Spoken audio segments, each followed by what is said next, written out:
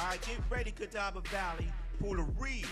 I'm saying the real sports talk. Coming live from Flip's Barbershop from Newton, North Carolina, with your host, Dennis Lee, and co-host Danny Hips. And you know, this your man, DJ P3, providing the sounds for your listening pleasure.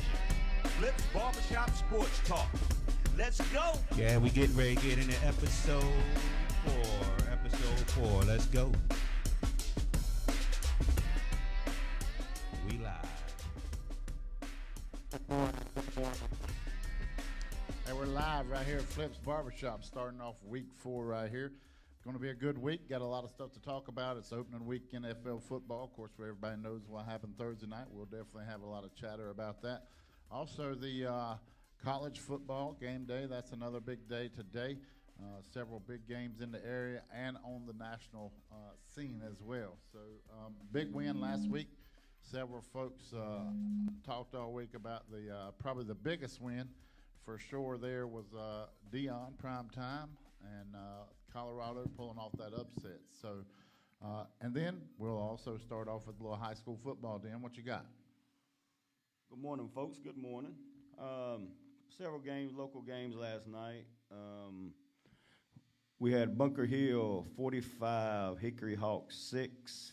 We had the Maiden Blue Devils 50, St. Stephen's 19. Bandies 45, South Caldwell 14. I tell you what, Danny, Bandies is rolling. Yeah, they are, and you know that they had a pretty solid preseason schedule, and so now as the preseason ends, they start getting into the mix of things. It'll really start to roll out, and you'll see what everybody really has against each other. And I think Bandies is going to be big and strong and be up there near the top somewhere. Yeah, I think so too. I mean, they beat those teams was going in undefeated last night. So we had South Point 20, High Brighton 7. We had Burns 50, Alexander Central 7. Great game last night. Watauga 36, AC Reynolds 35. Watauga's the real deal. Yeah, they are, and I would say that AC must be pretty good as well.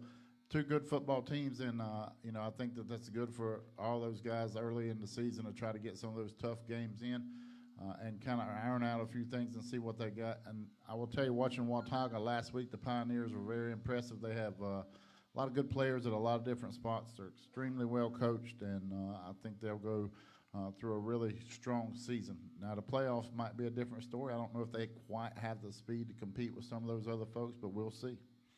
We had North Lincoln 56, East Rutherford 31.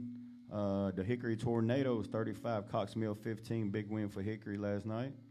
And Shelby 51, Olympic 14. Yeah, a lot of games around there. I will tell you, those teams from Cleveland County seem to be pretty good, too. You got Burns, you got Chris. Those people are rocking right now, and they typically do. So I wouldn't expect anything to change there. I did have the North Lincoln game last night, and I think it was like 59-14. It was a 42-point lead at the half. One thing about the games last night is a little chaotic. The weatherman kind of spooked some people.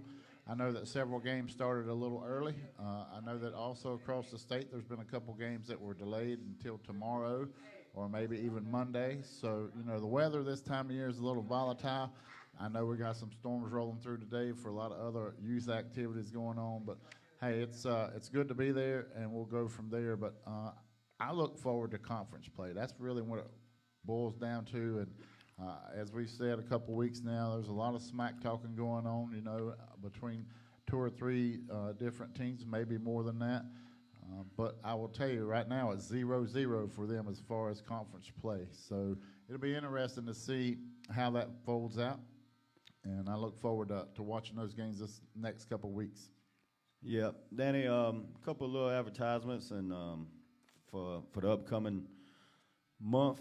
We've got the Little Red Devil Camp, September 22nd.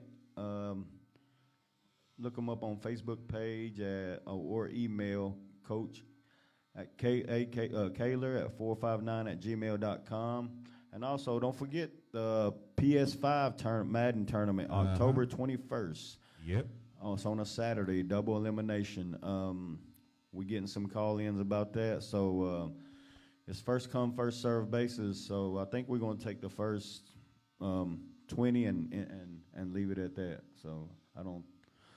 So I think we got a lot of interest in that. Yeah, I can't wait to see what the Vegas odds are on that. I think that Michael Ramsor is like the favorite still, but I think there's a few people catching up with him. So we'll see how that goes. But a lot of people into that. A lot of people also, I've heard a lot of chit chat about last week's game. You want to talk about last week then? All the good, happy, exciting things that happened as the first week of college football last week? Yeah, the biggest upset, and everybody has been talking about it all week long, is Coach Prime and his Colorado Buffaloes. Yeah, I thought his post-game interview was pretty entertaining. I enjoyed that very much. But congratulations to Coach Prime, as you said. But I would tell you that that took a lot of work. And they put a lot of time and effort into that, and they had a long way to go. It wasn't just a little bit. Colorado's been bad, and I mean really bad for a while. So really just a deep breath of life put back into that football program, to that campus, and probably even that state.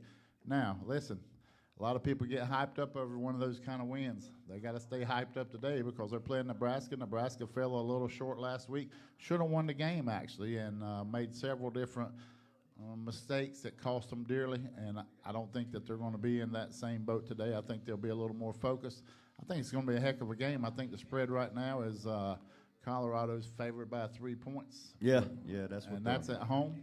Yeah, they're at home. Yeah, at home. and everybody's on that wagon. Everybody's jumping on them Colorado Buffaloes. Everybody in this barbershop is. I don't know if I'm jumping on that just yet. I think that they're probably going to win. I'd be a little nervous about putting any green on that. I tell you what, another great game was last week was about them Duke Blue that was upsetting Clemson. Did they beat Clemson? Oh yes. Yeah, oh yes. Yeah. I heard it all week. Trust me. Yeah, I thought that was an impressive victory by Duke. It's been a while since they had a big victory like that. I thought that they played well. They were coached well. I was really impressed. True, shout out to our local talent here. You want to mention that? I thought that he did an unbelievable game along with the Duke defense as well. Yeah, he played. Brandon Johnson from Newton High School. He played great. He played great. I will tell you, I think he's going to play great all year. He's on a lot of radars in NFL, and he's climbing the charts. But a huge win for Duke. But let's talk about the other end of that. I hadn't seen a Clemson fan anywhere all week, first of all. They all disappeared. Nothing orange out there except jack-o'-lanterns. And I'm telling you that they're in trouble. And I think they've been in trouble for the last little while. They've struggled in a couple positions. I would say starting off, they're struggling at their quarterback position. It's hard to go from some of the quarterbacks that they've had in the past to the performances that we're seeing now. So I think Clemson, they'll rebuild. I still like Coach Dabo. I think he's a big motivator. I don't know who's doing the recruiting piece for him on the quarterback end, but I think that they're going to have to turn it up a little bit in that position if they're going to be competitive. I think Clemson's still going to be up there. I think Dabo will get them back to not where they were, but I don't know, Danny. I read something this week about, I didn't know this, that Dabo don't believe in the transfer portal. I did not know that. So I will tell you, I didn't know that either, but it's working out for a lot of people. And Yeah. What it does do is it gives you instant success in some cases. And there's a lot of controversy about that portal. I'm not telling you that I'm a fan of it, but I am telling you that it is effective, and it takes teams from here to here pretty quickly. So we'll see what happens with that. And like I said, I don't know that Clemson's down and out in this or that. I don't think they're throwing in the towel after a week one loss, but I think they got a wake-up call, and I think that they're going to have to fight hard to get back through that. But I ain't gonna sit here all morning and talk about them Duke Blue Devils. I can tell you that. Yeah, y'all want No, good for hey, y'all. Let's go. The win's over with, and now you go to the second game. Well, yeah. Before we go to the second game, how about them Tar Heels last week? Man? Yeah, I was gonna bring them up with. That was a big win, South Carolina. But speaking of the Tar Heels, we're talking about the transfer portal. Yeah, I saw that. Where you letting kids go anywhere, wherever they want. So I think Coach Prime's a prime example. he's taking advantage of. If the NCAA is going to let you do it, then do it. That's what I don't understand about the Tez Walker situation. So I will tell you, Mac Brown put out a pretty strong communication, and the thing that bothered me the most about that is the criteria of how the NCAA decides that. So this individual played for a team. He had to transfer. He had a significant other, I think it was his grandmother, who was not doing well at all, and so he transferred so that he could stay close to her. Once that happened, he also transferred after that to another place where the coach quit. So the NCAA basically said after 2 transfers, you're not eligible for the portal. But you know, there's several other examples where people have 6 transfers. It's just the inconsistency. Whatever it is going to be, it needs to be consistent and let them go from there. But, yeah, I would say that Colorado and Prime have definitely maximized the efforts of the portal. Yeah, and that's a good point. The only reason he wanted to transfer from Kent State was his coaches left. That's right. His coaches I left. mean, and so really once those kids commit to those places, they're really thinking, this who I'm going to be with here the whole time. Well, you know, when you get a new coach, you bring in new players, you bring in new coaches. So it makes folks a little nervous, but I don't know how much faith I have in the NCAA in figuring stuff out. Jay Billis yesterday was on ESPN, and I tell you what, he was pretty pissed off about it, and he recommended Tez Walker, and I'm sure they're already working on it to lawyer up and go after the NCAA. Yeah, I like his chances too, and I will tell you, like I said, Mac was mad, and just so you know, Jay Billis might be the only person from Duke that I actually like. He's a legit guy. Well, you did, and I do like you, but I mean, you didn't play there, even though you could have, I'm sure. Yeah, right. Yeah. All right, so we got the Tar Heels playing Appalachian State. So, you know, we're in the foothills of North Carolina, and ever since Appalachian went to the big house and shocked the world, and they've shocked a few other teams too, including the Tar Heels.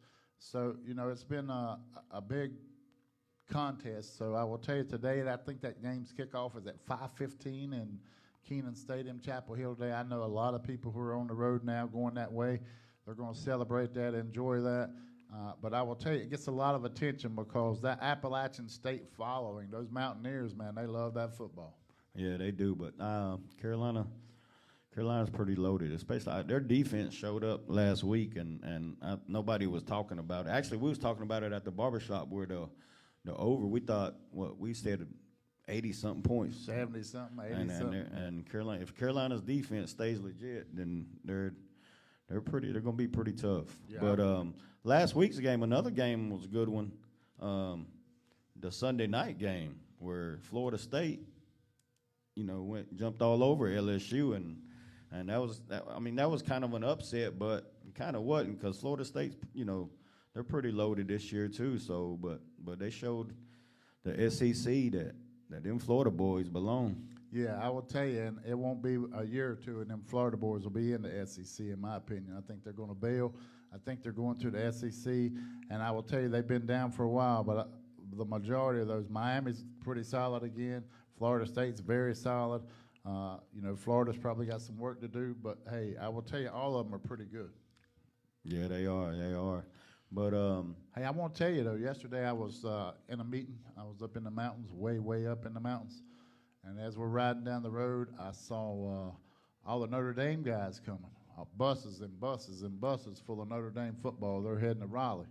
They're going to play the Wolfpack. Raleigh, the Wolfpack from NC State, I'll give them credit. They have matched up well in the past few years. I think they've won 2 out of the last 3 games against Notre Dame. Every year is a different team and a different game. But that spread today, I think, is like 8 points. I think that Notre Dame is the better team. I saw some struggles with the Wolfpack last week. They did pull out the victory, but I did see them struggle some. We'll see how that goes. But what do you think on that game, Dan? I think Notre Dame's going to walk on them. Well, I'm an Irish fan, but I think we'll beat them by about 10 to 14. Yeah, I think it's somewhere in there. I think they'll beat that 8 points for sure, though. Yeah, but which Hartman's back near his hometown, so he might try to show out for him. He might. You never know.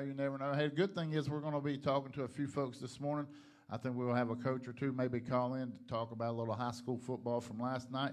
We'd love to see your comments posted on the webpage here for us. Let us know if you got questions, if there's things you want us to, topics that you want us to discuss. But hey, if you've got something, anything from the games last night that you went to, you saw something good players, good performances, any of those things, let us know. I do want to give a shout out to my son Michael Lee. He come back from a torn ACL meniscus surgery, and he played last night. And Throw him in the fire. Yeah, they threw him in the fire, and I thought he handled everything. I thought he played well. He had a lot of tackles on defense playing that corner, and but shout out to him. He's worked hard. He's come back a month early, so. I think I was more nervous than he was. Yeah, it's tough on the parents after an injury to see them go back on the field. You're a little nervous on that, but I will tell you, you can't play nervous and you can't play scared. So you really just got to throw it to the wind and let it go. And congratulations to him and to you as well. And the Blue Devils. I'm sure they're glad to have him back, and it'll help them on strong up or sturdy up some of that outside play. Yep. Like Danny said, folks, go to tune in to Flip's Barbershop Facebook page. And give us your comments on these college games, and after a while we're going to discuss the big NFL season, which started Thursday with an upset. So right now we're going to take a little small break, and we'll catch us on the flip side.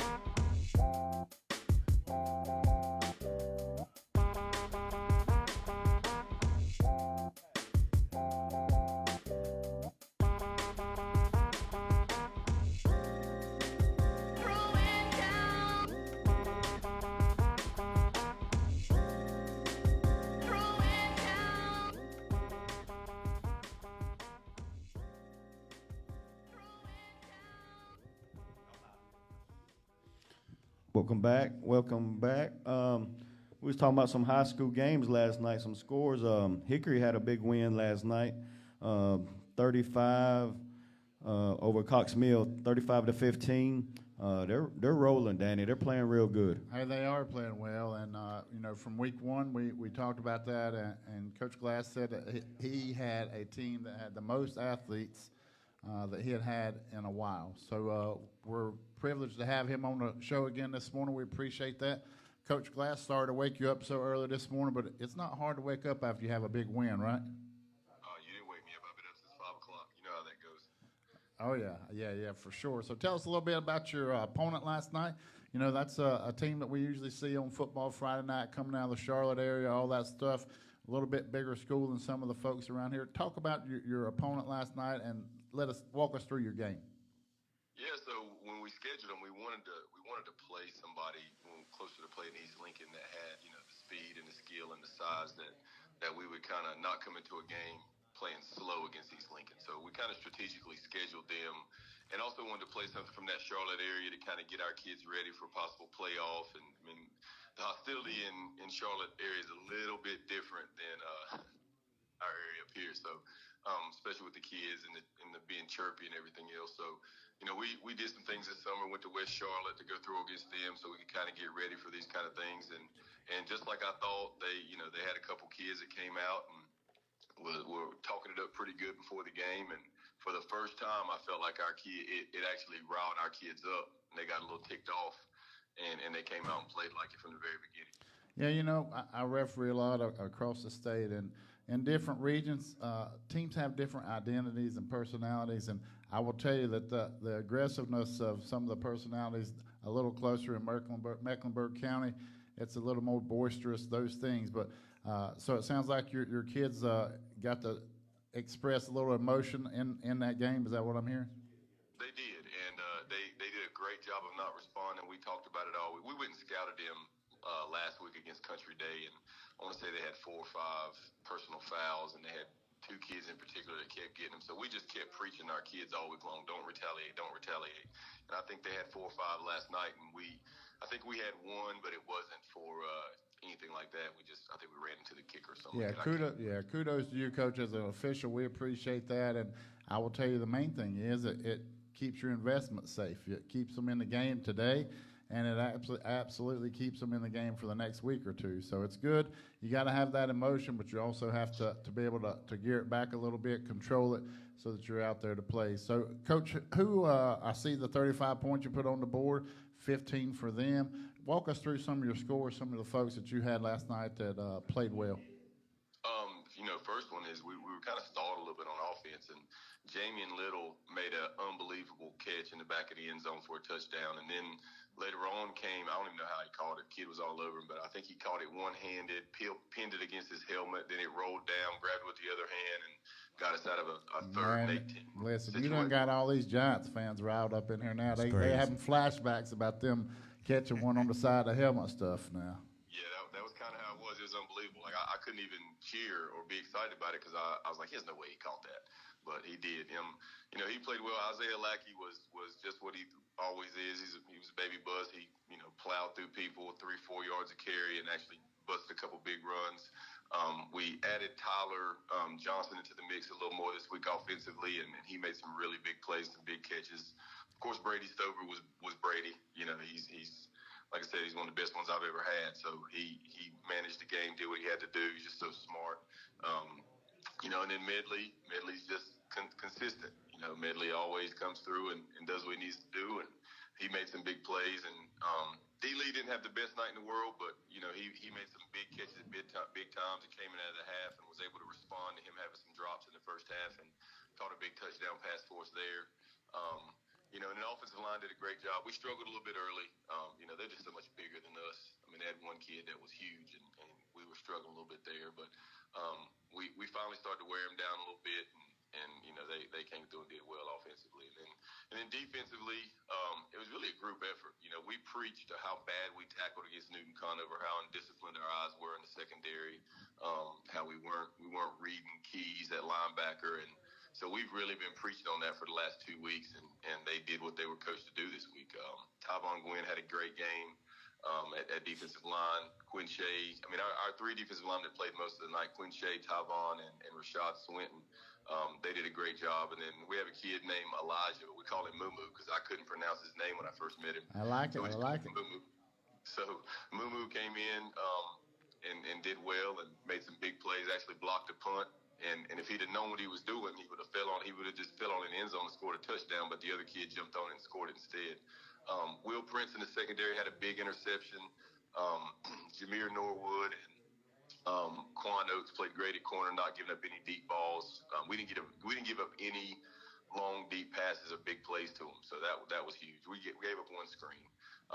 Tristan and Turner on the inside. I mean, we essentially stopped the run with 5 in the box. And if you can do that, you're playing pretty well up front. Yeah, you're exactly right about that, for sure. You know, so we were able to stop the run with 5 in the box and get some pressure on them in the pass rush. And then Henry Pitts and Jay Carrazza, they were solid outside. They're just long, athletic guys, so it's really hard to get around them. So, you know, like I said, it was really more of a team effort. Our kicker did a great job. It's his first year ever kicking. You know, soccer kid. He actually saved I told him I didn't want to do this because I didn't want the soccer coach mad at him. I said, if he goes going down the field to score, just let him score. Don't go get hurt. And he goes over and has a touchdown saving tackle because number 4 they had, I don't know if I've seen a kid that fast in a long time. And we were able to contain him and do some things. So, and our coaches did a great job. I mean, our defensive coordinator and our offensive coordinator, they had a great game plan. They had our kids ready to go. So, I mean, kudos to everybody across the board. Our kids, like I said, it's just a good night for us. Yeah, Coach, I just think. Scored 52. Yeah. Go ahead, I'm sorry. No, you're good. So you should have scored what now? Say that again. Should have scored 2 more. Had the ball on the 1-yard line and kind of stalled it out at the end, trying to get a kid in the end zone. And then had the ball again on like the 1 or 2 1-yard line in the second half and didn't punch it in. You know, just went for it. But we probably should have had more points than we did. And we gave up one super late with you know, some kids coming in and getting reps. But I mean, you got a 6'5" kid on a 5'8" kid. You know what teams are looking at. You know what they're going to do. I mean, that kid was in great coverage. That kid was just bigger than him. Yeah. So, Coach, think about the years in the past that you've had that, on that same question you would have had every week, week in, week out, the same 2 names that were standing out here or there.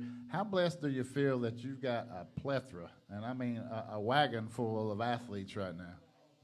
Oh yeah, I mean it definitely is a blessing to have those kind of kids. Like I said, once again, I don't think I've had this many at one time. You know, you've always had that 1 or 2 kids, like you said, that you know come through and you know you can get the ball to them. But now you know you've got 4 or 5, and you know the backup comes in 6. You know, so that makes.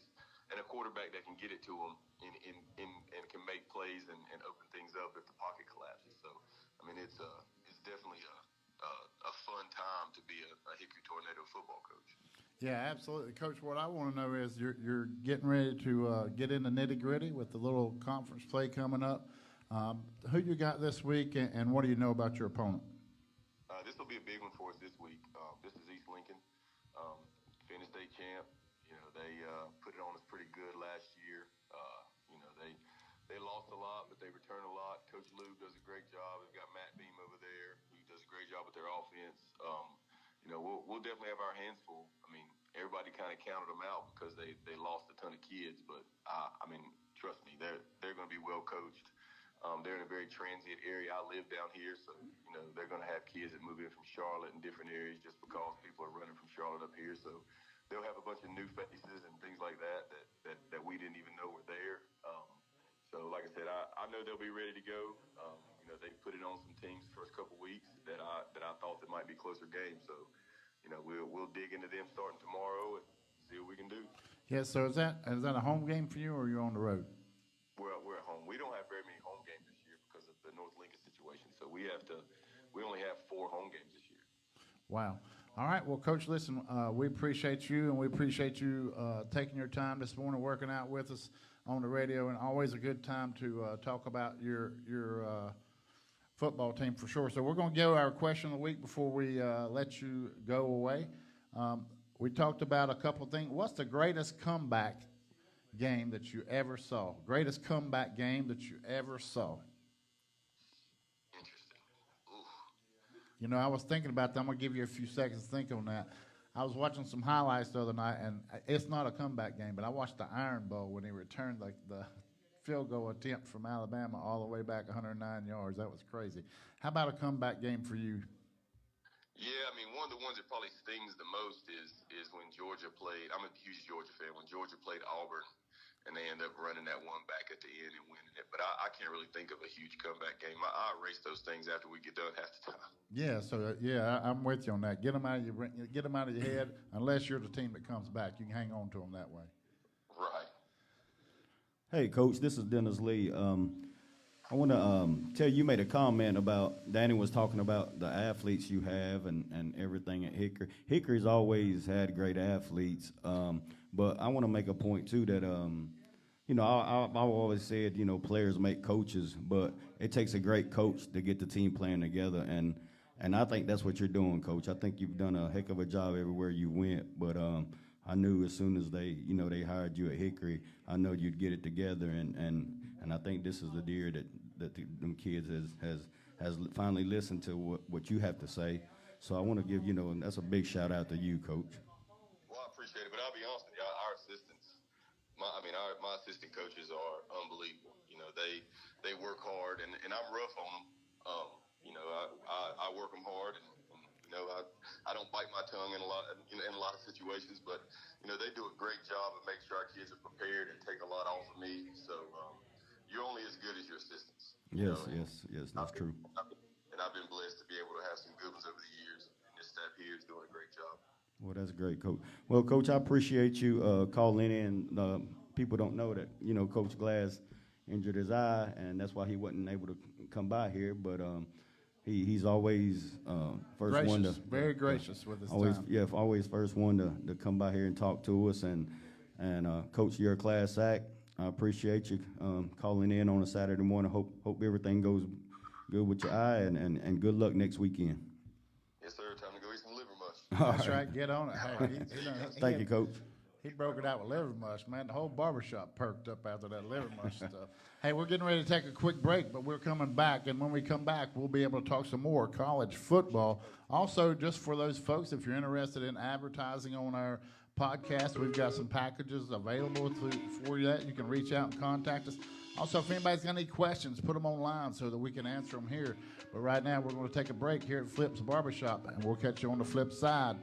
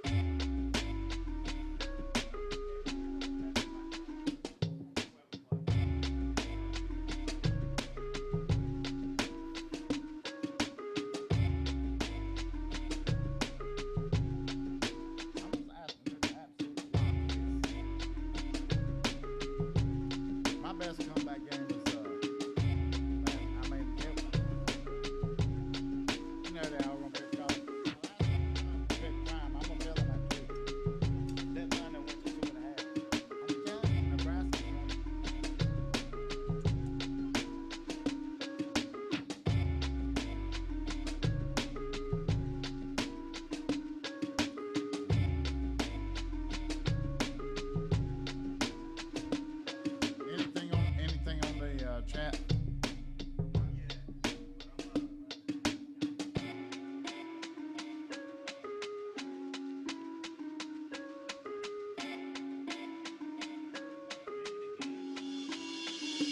No. There ain't no game till 11.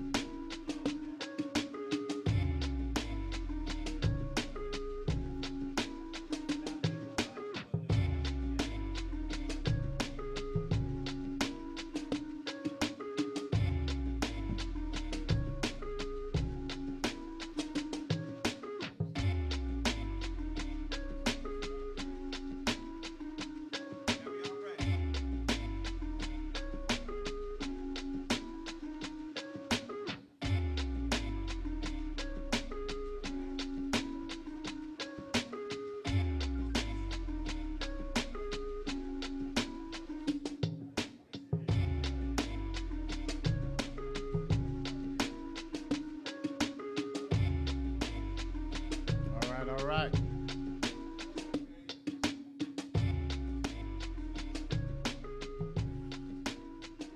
All right, Pat. We're back. Flip's Barbershop, Sports Talk. Tune in if you got any questions. Look us up on the Flip's Barbershop Facebook page. and send us a question or two.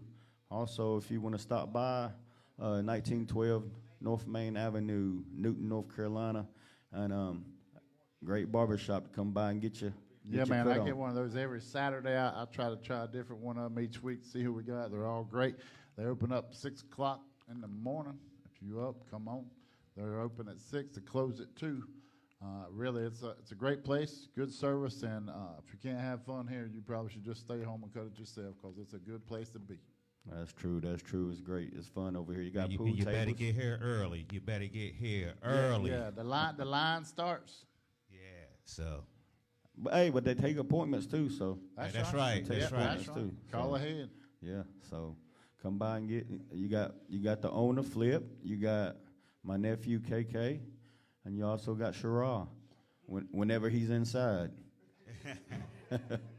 Man. Hey, he might cut your hair outside in the parking lot. Y'all better get off, Sherrod. He cut my hair this morning. He worked me in. I see him more outside in his chair. Well, you know, if you was a Giants fan, you wouldn't want to hang out in here with all these other people either. No, we got some ladies here, right? We got we got ladies too. Letitia, what's her name? Letitia. Now, she's a stylist now. She A done stylist. told me she ain't have to tell me twice. She is not a barber. She is a stylist. Stylist. She does locks. So And Millie's a stylist and a barber, I think, right? Stylist and the barber. Yeah, so she does it all. Might do your nails too in here. Yeah, full service. Full Flips service. Barbershop. Hey, full service. we trying to recruit a tattoo artist too. Don't think. Hey, bro, keep your mind open. Like I said, we got pool tables, games, snacks. You can't get no better than this big screen on top of the ceiling. I feel like I'm in Caesar's Philly sometimes, Palace. watching up in the air, staying. No, if you was in Philly, somebody done broke that TV or stole it one. But that's maybe Vegas or something. Yeah, to give y'all a little shot. What we got? What you say is it's not just a cut; it's an experience. Yeah. Listen, I like that. I like. they don't that. have customers; they have neighbors and friends here. It ain't just a cut; it's an experience. No, that's true. That's true. We're very friendly in here, and it's family. It's family. We might talk junk about each other's teams, but like I said the first episode, at the end of the day, it's all love in here. So speaking of talking junk, we got to jump into some college football. But last week, I want y'all to know that things can change a lot in 1 week, Dan. I mean, the whole world can change in 1 week. Last week, the Buffaloes of Colorado were playing. Who were they playing? TCU? Yeah.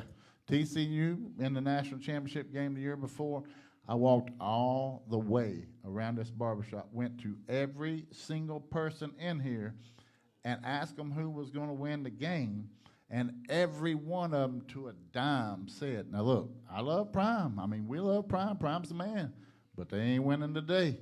Not one soul picked them. So now watch this. I'm getting ready to show you something really fascinating.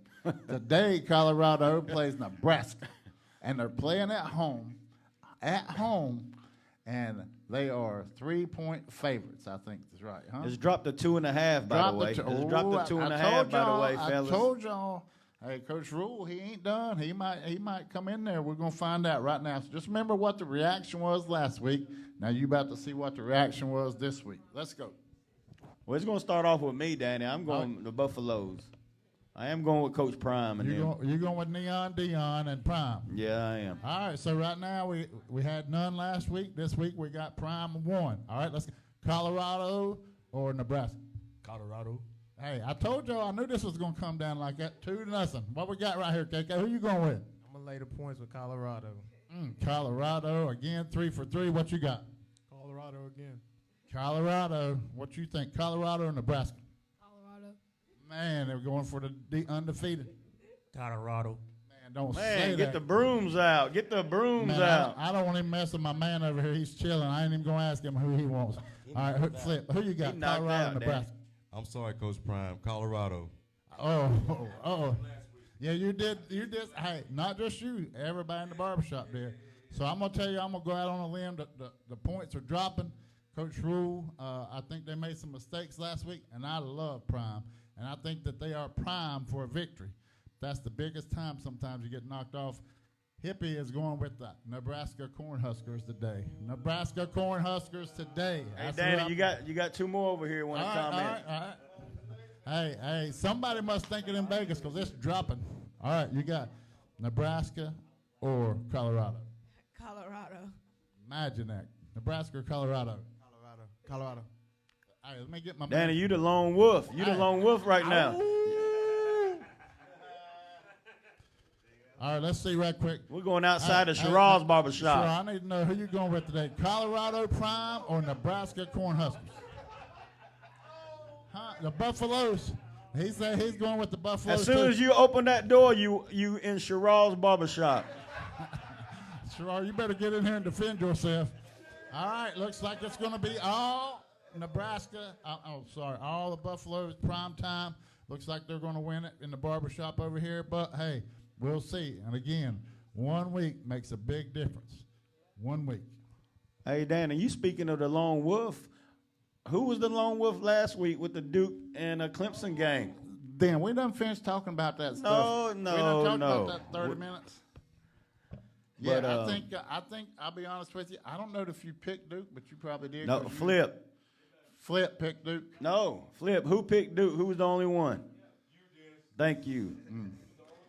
Yeah, I understand. Listen, Hey, let's go back to episode 3. We can all go back and watch it on YouTube. Nah, listen, Dan, I would never doubt you. You don't bet against your team. I don't bet against mine. But, hey, I would tell you it was an impressive win again for Duke and a not very impressive performance by Clemson. So I think that both of them are going to get a little bit better. And congratulations to Duke. I think if you see what excitement it breathed into that program, I'm good and I'm happy with it.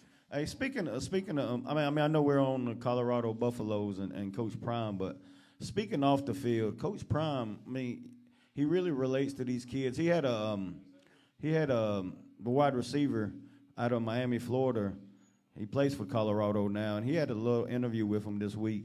And the kid's father is incarcerated, and when Prime was recruiting him, he was basically honest with the kid. He said, I'm recruiting your athleticism, this and that. He said, but I'm going to treat you like my own. And the kid had, Division I offers from everywhere.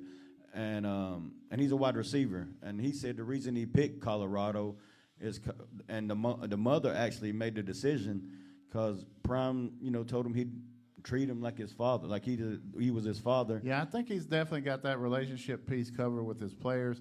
I think that not only that, he motivates them in a manner in which they want to perform well for him and for themselves. And I will tell you that the sweet taste of victory is a nice one, and you don't want it to go out of your mouth really quickly. So I think that they want to play hard, they want to win, and I wish them the best. Listen, I would absolutely be pulling for – I would never pull for Nebraska, but I am going to take that side because I think they're in a very vulnerable spot to be so confident and overconfident that they don't come in and perform quite like with the level of intensity that they did last week. Well, the pressure's on them now. Everybody expects them to Oh, yeah, pull they off putting a them win. everywhere now. I mean, it's crazy. We got a couple more good games, Danny, at 12 o'clock. We got Notre Dame and NC State. That's going to be a good game. You mentioned it earlier. Yeah, it is a good game. The line is a little tricky. Like I said, the line right now is like 8 or 7.5, and the Wolfpack have beaten Notre Dame 2 out of the last 3. I think Notre Dame's a little better this year. I think that the Wolfpack, NC State didn't put their best foot forward last week, but they played good enough to win against Connecticut, and I think it'll be an interesting game, but I think the Irish will take that one. Another game, Danny, Utah at Baylor. That'd be a pretty good game, I think. I think Utah's pretty who good. you got though. on that? I like Utah. I think they get their quarterback back today. Yeah, too, those so. Utes look pretty good. I ain't gonna lie to you. They're pretty solid, and it'll be curious to see who plays in the quarterback spot. But either way, I think they're pretty good. Some other games out there. Texas A&M at Miami. So Miami's getting 4 points on that, and they look really good to me.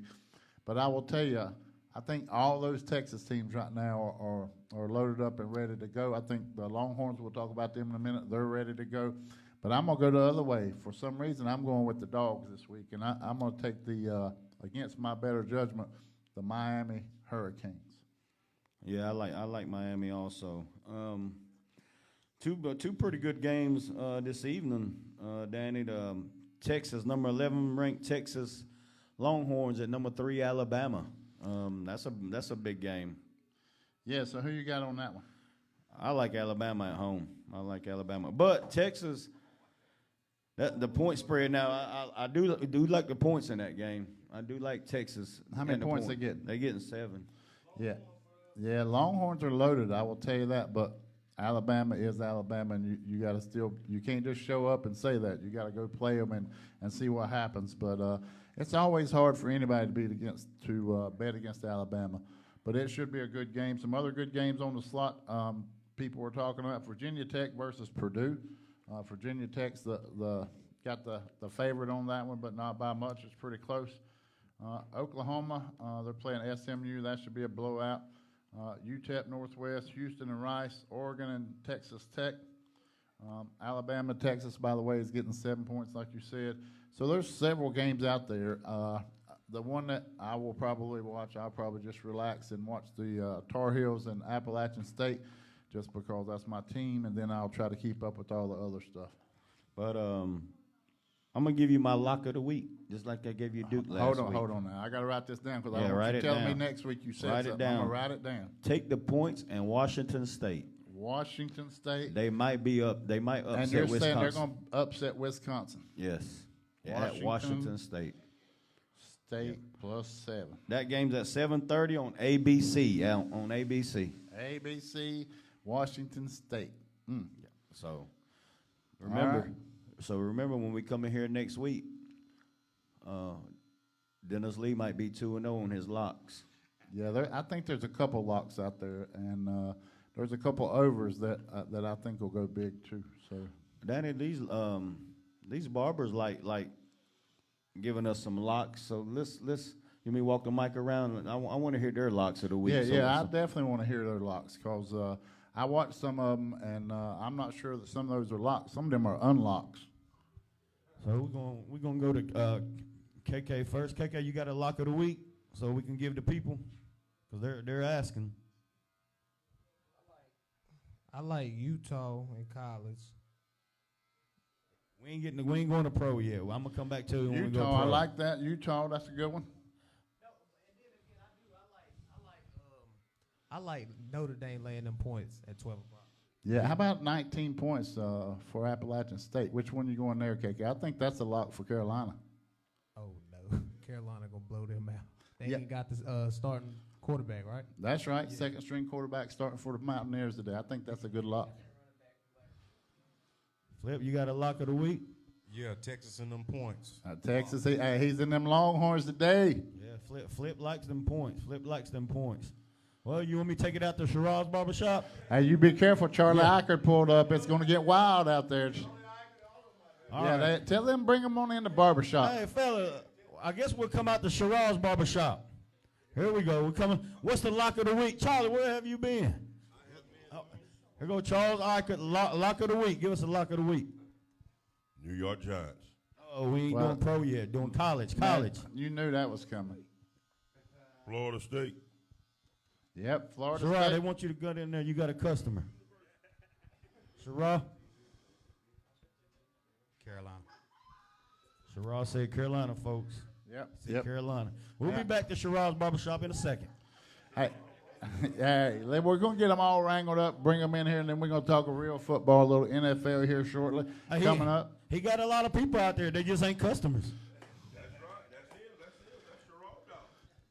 Hey, Dennis, we're going to talk about a lot of things here in a little while, NFL football. But, hey, I just want to remind some folks, I know that we got several officials, local officials running for election. If you want to put your name out there, I know a good friend of ours, Beverly Danner. She's going to be doing some advertising with us here. I would tell all of you, if you're interested, reach out. We can get you set up on some promos. We can do that. And we wish all the elected officials running for office, wish them the very best. And, again, if you're interested in sponsorship, hit us up, and we'll get you all taken care of. And all right, we'll pull up a chair. Go ahead, Dan. Yeah, while we're talking college football, we did mention last week's win, big game, Florida State over LSU. And the first two people I thought about was my brother-in-law, Short, and my good friend Charles Eichert. Those are two biggest Florida State fans I know. But actually, we got Charles Eichert here. I'm gonna let him talk a little bit about that game. About what that was a big win. Right, ACC versus SEC, and and they showed out in the second half. Hey, I'm tired of everybody talking about that SEC. I'm tired of that. But I will tell you, a good friend of ours also, Brian Detter. Oh, he's yeah. laid back on the beach somewhere right now, but he's all about them Florida State Seminoles too. Yeah. Well, Charles, what you think? What was the reason the second half explosion? Well, we figured out how their defensive scheme.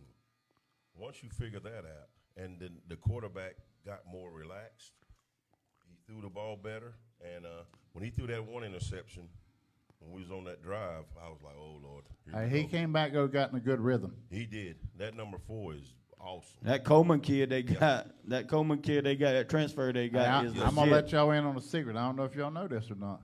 There ain't no bad players go to Florida State. Well, they get all good players. They just got to get it all together. Yeah, that once they start getting those personal fouls, that was crazy. Was 3 back-to-back, 2 back-to-back.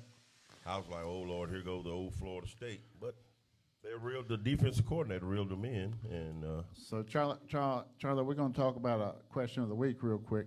It don't have to be college. It can be anything. And Florida State's definitely been in some of these games. What's the greatest comeback game you ever saw? Oh, Charlie, Or you if might you have was played part in- of, you might have played in one. no, I haven't played in none of those. I really can't recall.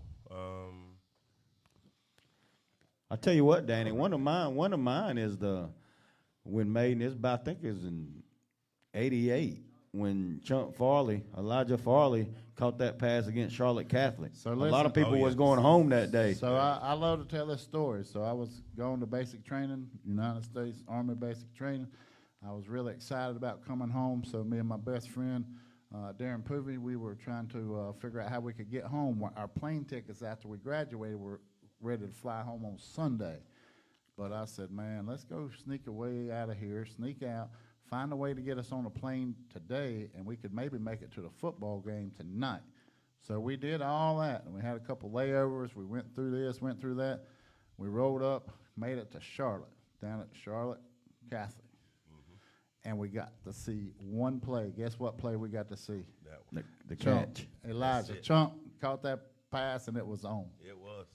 Yeah, what a great comeback. That's a good. There's been a lot of good comebacks, but I will tell you it's not really a comeback. But I will tell you the Buffalo Kansas City game might have been the greatest game I've seen in pro football. But it was like a comeback for every one of them. But there's been a couple big games. If you think about the Atlanta Falcons blowing a 28-point lead or whatever, in the Super Bowl, and the Patriots coming back. Now I'm not a Patriots fan, but that's a big comeback. I know we ain't talking about pro yet, but I know Charles don't want to hear this one, but in Philly, we call it the miracle in the Meadowlands. Yes, sir. We was down 3 touchdowns with I think 7-something minutes left. It was and 28-7. Yes, and they punted. We was down. They punted with several seconds left. Actually, I think it was 15 seconds left. Coach Coughlin, right, Charlie? That was the coach at New York Giants. He told the punter, kick it out of bounds. Yep. He kicked it right to Deshaun Jackson. He fumbled it, and me and Casey had already went. We was pissed off. We went to the mall. In fact, we watched the rest of it in the mall. You didn't do that, did you? Huh? You didn't do that, did you? Hey, Yeah. New York Giants have give up on a bunch. You remember? I can't remember the year. They was playing the 49ers. Yeah. New York. It was in San Francisco, and they was up by, I think it was 2 touchdowns. Yeah, and it was in to go to the playoffs, and they was actually it was a playoff game, and they came back. The 49ers came back. I think that's the one they could have ran out the clock, So and the dude ran out of bounds. I'll tell you another good one. 1990 in the playoffs against Thomasville. Maiden playing Thomasville. Great game all the way throughout the game. 14 seconds left to go. Thomasville throws a touchdown pass and scores and takes the lead. And there's 14 seconds left to go. And that jersey's on the wall here a couple times. Yeah. Mm-hmm. Yeah. Chris Ramseur caught a bomb. Time going off the clock, and we won that one to go to the state championship. That's a pretty good comeback on 14 seconds to go on the clock. Last second plays maybe is what we put that. I think Charles. I think our guest Charles is Charles. I remember a basketball game. Oh Lord! I think we was down. I know it ain't basketball season yet. I told Charles. I promise. Charles, to be honest with you, Charlie, which we call Charlie, but he wants to be called Charles now. That's right. But Amen. Charles, Charles was legit on that basketball Hey, court, it and was- I it was love Charles in charge. him and one of my other good friends, the one that helped me out when I was a freshman, Von Brown. He was one of the best point guards Listen, I've seen play. That team was pretty loaded, and if you remember last week, we had Biscuit coach Michael Ramser was Yeah. in here, and he kind of reminded us that although a lot of those guys were good football players, Charlie owned those blocks. Oh, if yeah. it was on the block, it was over. Well, we called him, my class, because Charlie's 2 years older than we was, so Charlie was a senior, we was sophomore. My classmates, we called him Little LJ, Yeah. Larry Johnson. Grandmama, was he the new grandmama? Yeah, I was the grandmama before it became grandma. I understand. Charlie had that spin move that the NBA players use now, where it looked like they taking 3 steps. Right. Well, he Well, had a not great only spin. that, But look they at dunking with him, theirs. man. You I can't couldn't- get around him. Look, he kind of blocked you out. Hey, but I wasn't dunking, but he now wasn't they're that- spinning Charlie like was like he was like Charles Barkley was 6'5". Charlie was 6'2", playing against 6'9" centers, Yeah, he was. and they couldn't. But we're gonna talk about basketball season. It's Charles coming. over here, yeah. It's But coming. he there was a lot of comeback wins. I think it was their senior year in the playoffs, going up to the mountains. I remember we took like loads of buses from Maiden. And Oh, yeah, they was yeah. down like 8 with like 4 minutes left. And the other team was running out the clock. You know, there ain't no shot clock in high school basketball. That's another subject we'll bring up later on in basketball season. But we went. Coach Snyder went to like the 4-court press, I think, and Charlie scored like 12 points. He went on a 12-0 run by himself. Yeah. All right, that's good stuff. Good stuff. Talking about comebacks, we're going to do it right now. We're going to come back, and we're going to talk some more football here. We'll probably wrap up the college football, and then we'll jump into what everybody's wanting to do, week 1 of the NFL. We'll be back here at Flip's Barbershop. We'll catch you on the flip side right after this.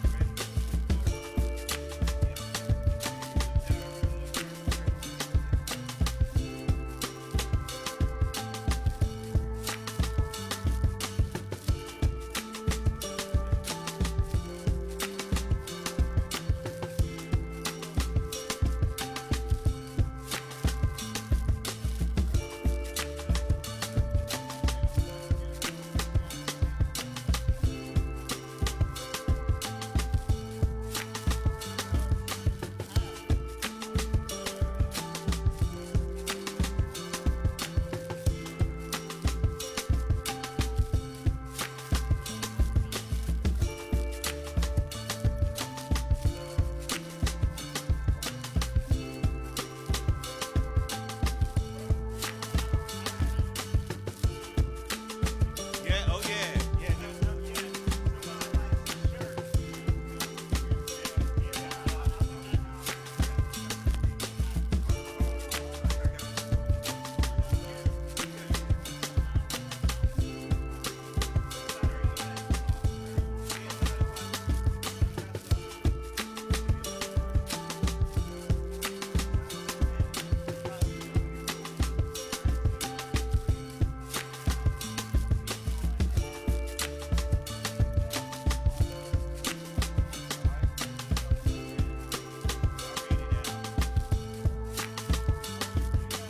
I got you.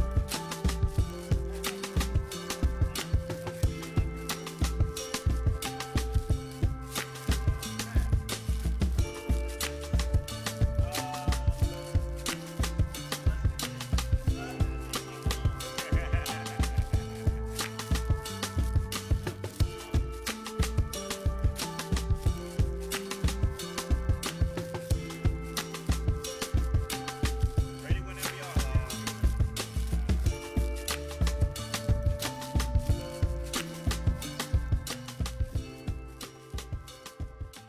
Welcome back, Flip's Barbershop Sports Talk. Pat said we got a couple of comments online, and DJ P. Free's going to tell us Yeah. what they are. Yeah, we got a comment from Scott Smith. It looks like he's got a comeback.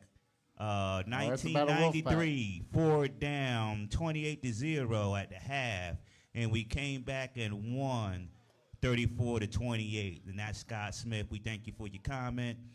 That's a and good we one. That's a good also one. got another comment from Dustin Hips. Oh, I look like out. that shirt. Go Heels. Hey, let me tell you this about that. So that's my son. I'm proud of that, and I will tell you that there's a couple reasons he says that. He was raised right by good parents. He's a Tar Heel for life. Ain't ever going to change. And the reason he likes this is because this is what he bought me. This is my gift and from Father's Day, and I like it too. So. All right. Shout out to Dustin Hips. Appreciate you watching, buddy. Hey, so he better make sure that my grandkids are Tar Heel fans too, because we got to keep that going. Yeah, Hey, I got a little public. By the way, congratulations, Dustin, on your new one, and you got some pretty little girls. Yeah, listen, I will tell you that sons take your name, daughters take your wallet, and everything else, and your heart. But I will tell you, as much as I love my kids, and I love them, I mean, I worship them, but I will tell you that they ain't nothing like them grandbabies. Listen, they can get everything and anything that they want. He has two beautiful daughters. We love them both, Miller and Rome. I'm just glad to have them in my life, and I am certainly proud to be the father of my two children as well. Hey, I got a quick one right quick. We talked about some advertisements. I know we got some folks hitting me up, and I'll get you some information. We'll send it out to you this week. But, you know, if it's your commercial business or if it's a retail business that you'd like us to spotlight, highlight, put you some ads on. But also, I just want a public service announcement, some stuff coming up. It's the East Side Mayoral Candidate Forum, and it says that join the East Side Community in partnership with the Central Community Development Project for exchange of questions, answers, information with the candidates for mayor of Newton. So it's going to be a mayoral candidate forum where you have the ability to raise some questions, ask some questions, figure out who they are, what they are. That's going to be held at the Bible Way Church 7 Commandment Keepers. That's at 201 South Irvin Avenue, Newton, North Carolina. Also, Chaz Beasley will serve as the guest moderator, former North Carolina State representative. Hey, that might be a good forum for Flip's Barbershop, to have one of those debates in here with folks, so that, not even a debate, just maybe a question and answer for candidates so that people can understand. There's a lot of people out there running for election this year. Yeah, we want to know. Yeah, we want to know. You got to know, because if you're going to throw that vote out there, put your name on it, then you should know who you're voting for. So, hey, don't miss that opportunity. We appreciate that.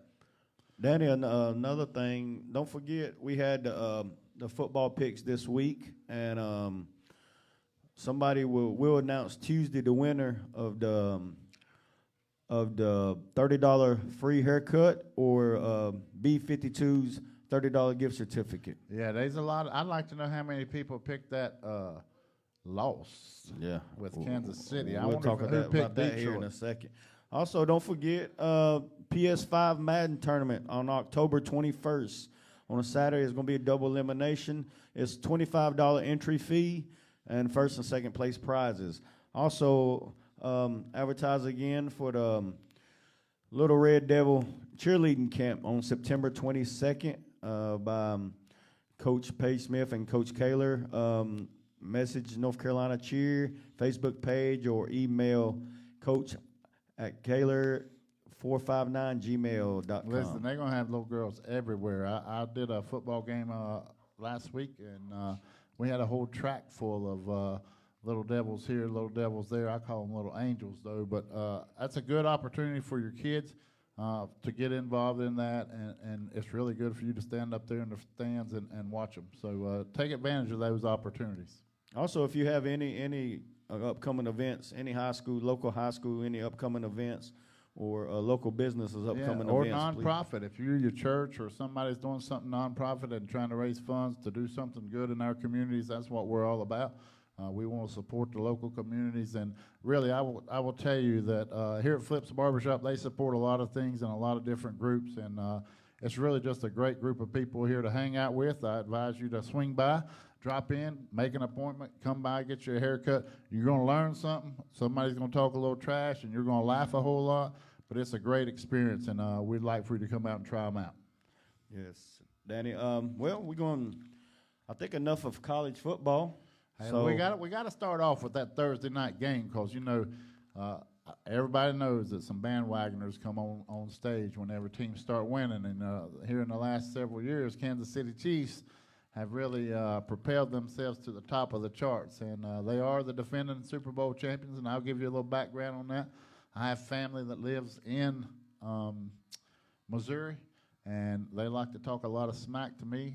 I hadn't really heard anything from them in the last several years because my Buccaneers beat them in the Super Bowl, and after that they went radio silent on me. But they're starting to quack a little more now. But I will tell you, it was a huge surprise last week. I don't think anybody saw that coming. I think that a lot of people knew that the game would be better because the Detroit Lions have gotten better. They've improved their team. They had a great draft, and they got some football players. Now, everybody's going to say from Kansas City two things. I've heard them all week. Well, we dropped all them passes. If we wouldn't have dropped all them passes, we would have won. Well, that's your fault. We can't help that. You're professional. You got to catch them if they're there.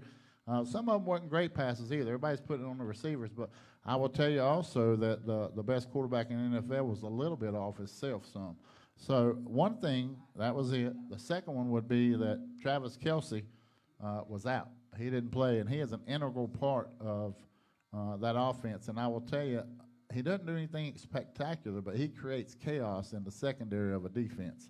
And I will tell you that I had probably 10 friends this week that cried like a bunch of little babies because he wasn't going to be able to play, and they weren't going to get to use him in their fantasy football lineup. Especially one of them up there at St. Stephen's. He's been whining like a little, well, I won't say little girls because girls don't whine anymore. It's really old men that whine. But anyway, Kelce not being in there was a big factor. But, hey, that's a big win for Detroit, setting the tone right out of the gate. Yeah, it is. Detroit, we got to give Detroit some credit. They got some skilled players, and I think that where they've improved much at is their offensive line play. They gave oh Lord, I'm forgetting his Jahmyr Gibbs. No, they gave him some hoes and also Jared Goff. Yeah, Jared Goff. He had time to throw. Man. Yeah, Jared Goff looked good. Yeah, he's meticulous. He makes good decisions, and I will tell you, I didn't think he got a great deal whenever the Rams dropped him, but in the end, I think it was a blessing for him because they're a hot mess, and we're a hot mess last year. But I will tell you that Detroit is an up-and-coming team, and I think they're going to be competing for that NFC East, or Central rather, against the Packers and also the Bears. I'm sure they'll be in it. Maybe we'll see. They've struggled here and there to finish it off, but we'll see. I got another couple friends that are Bears fans, and they're all running that mouth too. So we'll see. But Detroit, I was really impressed with Jahmyr Gibbs. The running game was really strong. Amar St. Brown, he might finish up definitely in the top 3, and he might be the best receiver in the NFL this year. He's pretty solid. He's underrated, too. He's underrated. Yeah, he is, but I will tell you, he ain't going to be underrated long because he's going to get the ball a whole lot. Well, also, when you win, you get noticed a little bit more. So yeah, he started that last year, though. He's climbed the ladder a lot, very positive, and he's quick, and for some way he finds the ability to get open. You know, his brother plays for the Bears. He's a wide receiver for the Bears. Well, they're going to get to meet up. Yeah. So, NFL Daniel, games. Let's go. The first game I got on the list right here is the Carolina Panthers at the Atlanta Falcons. So the spread on that, in case anybody wants to know, is 4 points. So they're saying that Atlanta's going to win by 4. I think Atlanta's going to win by way more than 4. I don't think it's going to be 4. The Panthers have not shown anything to me in the preseason. I know it's preseason. But I will tell you that the thing that I worry about in NFL is you got to be able to run the ball some. And if not, you got to be able to really hold your pass blocking so that a quarterback can have time to find or let a receiver get open. And I have not seen the ability of the Carolina Panthers to hold their blocks or to give any quarterback time to a rookie quarterback on top of that. I don't think his playbook's fully developed yet, and I think he's going to be on the run a whole lot, and I do hope that they can protect him enough to not get him killed back there. I think it's going to be – I think I got a different opinion on that. I think it's going to be a close game. Well, the bookies think that too, so that's why it's +4, and you might be right. All I'm telling you, it seems like the history of that game is always a close game. All those games in NFC South are close, but I don't see anything spectacular in there. But let's talk about the rookie for the Falcons. Bijan. Bijan. Yeah, so everybody's hyped him up. He's going to be this. He's going to be that. I'm kind of waiting to see what he's got. You know, it's crazy. They got some other weapons too. No, he's legit. They got Drake London. They got Cordell Patterson. Man, he played unbelievable last year. Nobody's even talked about it any. But they got some quarterback play that will have to prove themselves. But I'm going to go with the Atlanta Falcons all the way on that one.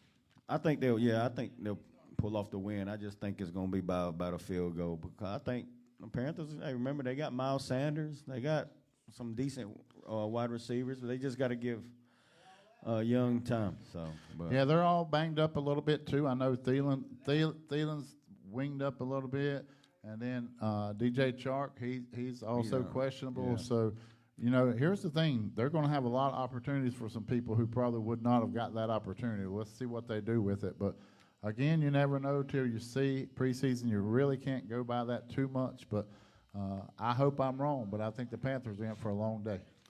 Next game on the list, 1 o'clock game, the Cincinnati Bengals at the Cleveland Browns. Hey, Danny, that's my upset of the week. So I don't know if it's an upset or not. It's an even game in Vegas, so they could say it could go either way. So I don't know what people know, but the new offensive coordinator for Cleveland, they've changed it around a little bit. So Deshaun Watson, I think, will have his legs back under him, and I think the playbook's going to be a little more favorable for him. And I will tell you that I think that Nick Chubb might be leader of the NFL rushing this year. I think he could very easily be the top rusher. I think they're going to run the ball well. I think they're going to have to figure out how to contain him. Deshaun Watson as well. Got pretty solid middle-of-the-road receivers, but the Bengals ain't too bad. Now, the Bengals are loaded as well. I mean, you talk about Jamar Chase and some of the other folks that they have. I think if they work on that running game a little bit, Joe Burrow is going to be Joe Burrow. I mean, he's one of the highest-paid quarterbacks out there, and I think he's going to have to perform. But it's going to be a great game to watch. A lot of orange in that, D. Yeah, there is. There's a lot of orange, but I'm gonna take the dog pound at home with I think it'll be a upset because, I mean, Cincinnati's they've been in the AFC Championship game and the Super Bowl last 3 years. So. Yeah, I'm gonna go with Cincinnati just so we can stay on the opposite sides. We 2 for 2. You got 2 other way. I'll take them this way. So I'm gonna go with the Cincinnati Bengals on that one. It'll be a little more scoring in that game. That Panthers and Falcon game will be a low-scoring game. I think this one will be a big scoring game right here, somewhere around the 50-point mark. All right, the next game, Jacksonville Jaguars at the Indianapolis Colts. Who knows with the Indianapolis Colts? I think with the whole running back debacle that they got going on, I don't think that they know who their identity is. They got a rookie quarterback. I think he has potential to be the best rookie quarterback out there coming out of this draft, and he will probably be instantly a pretty good player. He's got some stuff to learn, but I think he's a solid quarterback. That's a great pick. But now I want you to know right now today, nobody even knows who's starting in the running back position for them. They're going to use 3 or 4 different running backs. They still have not been able to negotiate contracts with Taylor.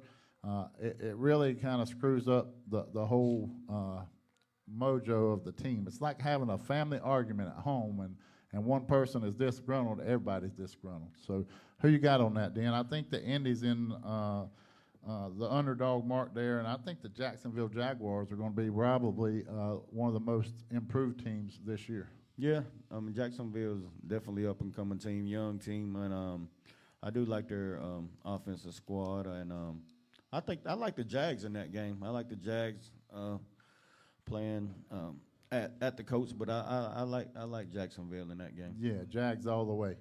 Well, next game is going to be your boys, the Bucks. The Bucks at the Vikings. Yeah, so the Bucks are 6-point underdogs. You know, I love my Bucks. I like all that. I think the Vikings are pretty daggum good too. Nobody's talking about.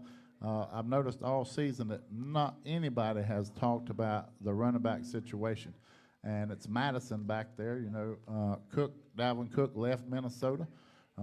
They let him go. Now he's playing for another team and probably will do good early in the year while some injured folks are there. But Kirk Cousins, I know people say this, say that, but I will tell you, man, he throws that ball, and he's got the best receiver out there with regard to Jefferson. So they got a lot of weapons. They got a pretty solid play at the tight end.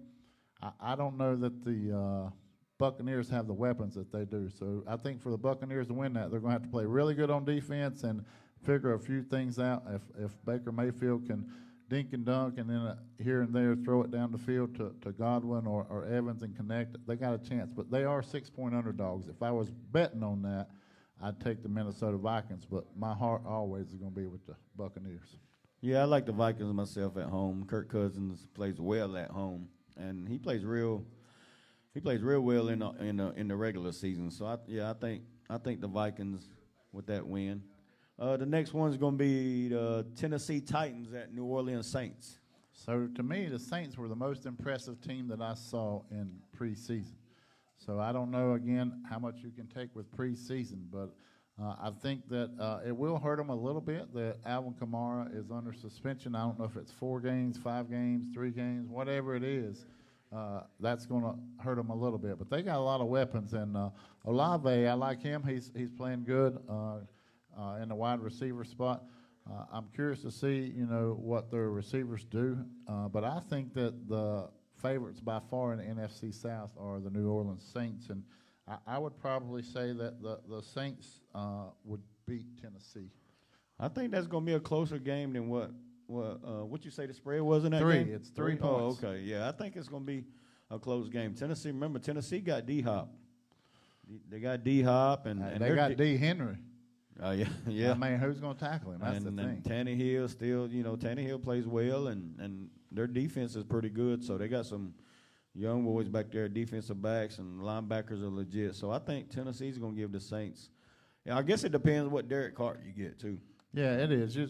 It'll be curious to see how it all pans out. There's a lot of unknowns in that. But as always, we've got one of our own playing in there.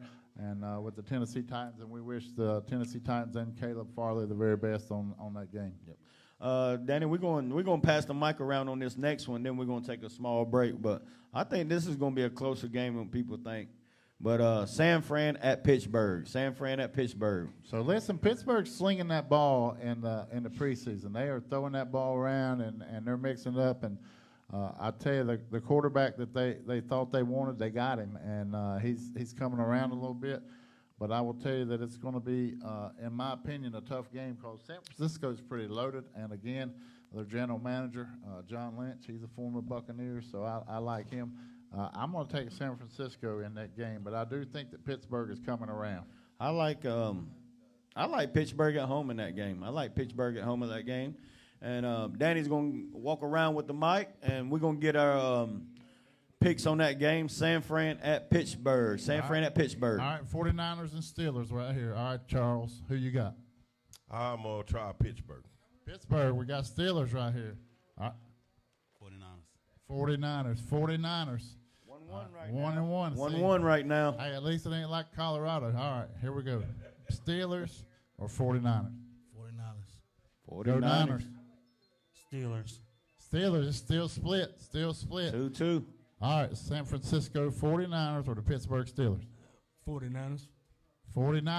Man, it's all tied up right there. Let's go around the corner right quick. All right, Flip, who you got, the Steelers or the 49ers? Steelers for the upset. Hey, they ain't getting none of that California love. Who you got, Steelers or 49ers? 49ers. Hey, it's dead even. 49ers or the Steelers? I see you grinning. You know who you're going to pick. Tell me who it is. 49ers by a blowout. Oh, he said by a wow. blowout. He said blowout. Who's your favorite player on the 49ers? Christian McCaffrey. CMC. All right, KK, who you got? 49ers. Starting to creep away, the 49ers. All right, let's see right here. The stylist over here. Who you going to pick? 49ers or the Steelers? Steelers. Her apron over here is even black and gold. All right, who you going with? Steelers, Dan, it's dead even. So I'm going to tell you. Split down the middle. Yeah, it's on you. It's a dead even. Everybody else already said. So whatever you say, that's what it's going to be. Who you going with? Who I'm going with? Who I think I said Pittsburgh in the upset. All right, Pittsburgh in the upset. But with that one, we'll come back. We'll do the rest of the NFL games, and we got a big one Sunday night and a big one Monday night. Folks, we're going to take a small break, and we'll catch you on the flip side. Big game's coming up.